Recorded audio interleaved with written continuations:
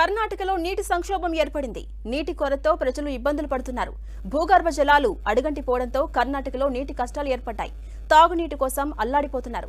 సాక్షాత్తు Karnataka deputy CM DK Shivakumar కూడా నీటి కొరత ఇబ్బందులు ఎదుర్కొంటున్నారని చెప్తారంటే పరిస్థితులు ఎలా ఉన్నాయో అర్థం చేసుకోవచ్చు.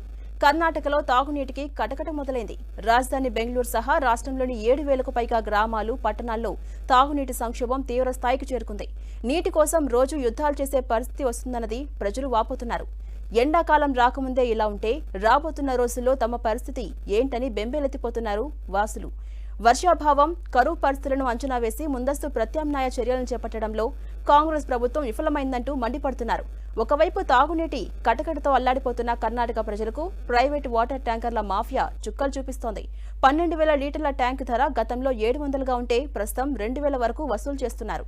ఇక కర్ణాటకలో నీటి సంక్షోభంపై డిప్యూటీ సీఎం డీకే శివకుమార్ స్పందించారు.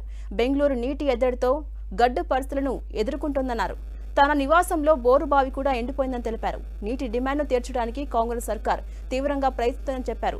ఎట్టి పరిస్థితుల్లో కూడా నీటి సరఫరా జరిగేలా చూపిస్తారని ప్రజలకు భరోసా ఇచ్చారు.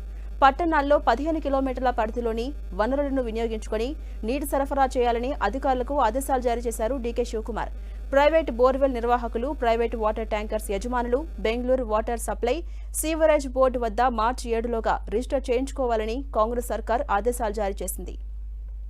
ఇక మరోవైపు నీటి సరఫరాను మెరుగుపరిచేందుకు ప్రభుత్వం 556 కోట్లు మంజూరు చేసినట్టుగా డిప్యూటీ సీఎం తెలిపారు. నీటి వృధాను కట్టడి చేసేందుకు వైట్ షీల్డ్లోని ఓ హౌసింగ్ సొసైటీ కీలక నిర్ణయం తీసుకుంది. అనవసరంగా నీటిని వృధా చేసే వారికి 5,000 రూపాయల జరిమానా విధించామని హెచ్చరించింది. నీటి వృధాను పర్యవేక్షించేందుకు ప్రత్యేకంగా భద్రతా సిబ్బందిని నియమించబోతున్నట్టుగా తెలిపింది.